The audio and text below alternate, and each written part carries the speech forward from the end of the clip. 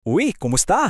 Tara, may kwento ako para sa inyo ngayon. Isang kwento tungkol sa isang pangako, isang napaka-espesyal na bata, at kung paano ba yung mga maliliit na gawain pwedeng maging sobrang importante. Simulan na natin. Naranasan nyo na ba yun? Yung parang gustong-gusto mo ang isang bagay na halos sumakit na yung dibdib mo sa kagustuhan. Ganyan na ganyan. Alam mo ba, yung naramdaman ng bida sa kwento natin ngayon. Ang pangalan niya ay Hana. Halika't kilalanin natin siya. Okay, so nung unang panahon sa Israel, may isang lalaki na ang pangalan ay Elkanah. Medyo komplikado yung sitwasyon niya kasi mayroon siyang dalawang asawa. At dahil doon, yung tahanan nila hindi palaging masaya. Bakit kaya ano? Kasi ganito yan, yung isang asawa si Hana, siya yung mabait, may malaking tiwala sa Diyos. Pero, heto yung malungkot, wala siyang anak.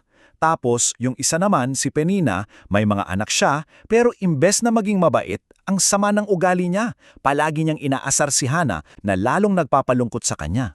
Imagine niyo to.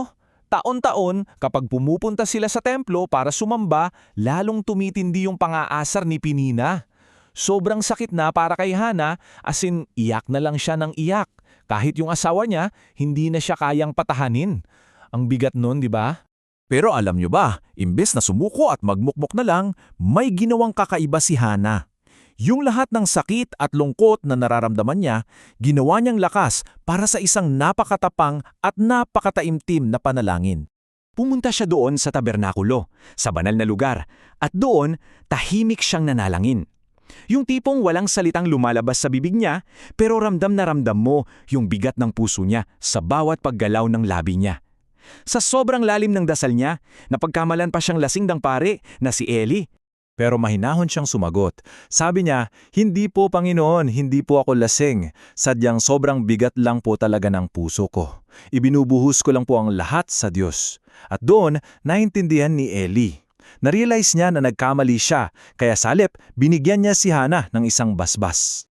Ang sabi ni Eli, "Humayo ka ng payapa at naway ipagkaloob sa iyo ng Diyos ng Israel ang iyong kahilingan." Wow, yung mga salitang yon, parang magic. Biglang gumaan ang pakiramdam ni Hana. Umalis siya roon na may bagong pag-asa at may ngiti na sa kanyang mga labi. At hindi nga nagtagal, nangyari ang himala. Dinig na dinig pala ang panalangin ni Hana. At sa wakas, ibinigay sa kanya yung regalong matagal na niyang hinihintay. Isang anak. Isang napakahalagang anak na lalaki. Pinangalanan niya itong Samuel. Napakaganda ng kahulugan ng pangalan niya, alam niyo ba? Ang ibig sabihin, pangingihingi mula sa Diyos. Ito yung paalala na si Samuel ay sagot sa kanyang mga dasal. Pero naalala niyo ba yung pangako ni Hana? Hindi niya yon kinalimutan. Kahit na mahal niya si Samuel, alam niyang kailangan niyang tuparin ang binitawan niyang salita sa Diyos. Kaya nang medyo malaki na si Samuel, ginawa niya ang isang napakahirap na desisyon.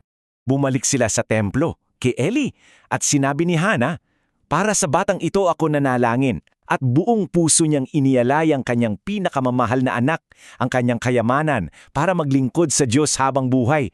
Grabe yung tapang, di ba? So ayun na ya. Lumaki si Samuel sa loob ng tabernakulo. Dito na niya sinimulan ang kanyang bagong buhay bilang isang lingkod. So ano bang trabaho ng isang bata sa templo? Akala mo ba malalaking bagay agad? Hindi. Simple lang, pero importante. Tinutulungan niya yung matandang pare na si Eli. Siya yung nagbubukas ng mga pinto tuwing umaga, sinisigurado niyang laging may sindi ang mga ilaw, mga ganong bagay. Ang mas nakakabilib pa, yung mga kasama niya doon, yung mga anak mismo ni Eli, ay naku, mga pasaway. Hindi sila gumagawa ng mabuti. Pero si Samuel, hindi niya sila ginaya.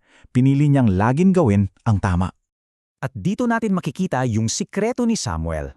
Para sa kanya, lahat ng ginagawa niya, kahit pagbawalis lang yan o pag-aayos ng gamit, ay isang paraan para maglingkod sa Diyos.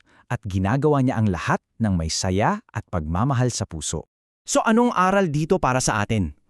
Ang kwento ni Samuel, pinapakita niya sa atin na hindi kailangang maging matanda para makatulong at makapaglingkod sa Diyos. Gets nyo ba? Ibig sabihin, kapag nag-aayos ka ng higaan mo, tumutulong ka sa paghuhugas ng plato, o kahit pag nagiging mabait ka lang sa mga kapatid mo at sa mga magulang mo, para ka na ring naglilingkod tulad ni Samuel. Astig, di ba? Ang pagiging matagumpay sa buhay, nagsisimula yan sa pagiging tapat sa maliliit na bagay. Yan yung tinatawag na faithfulness.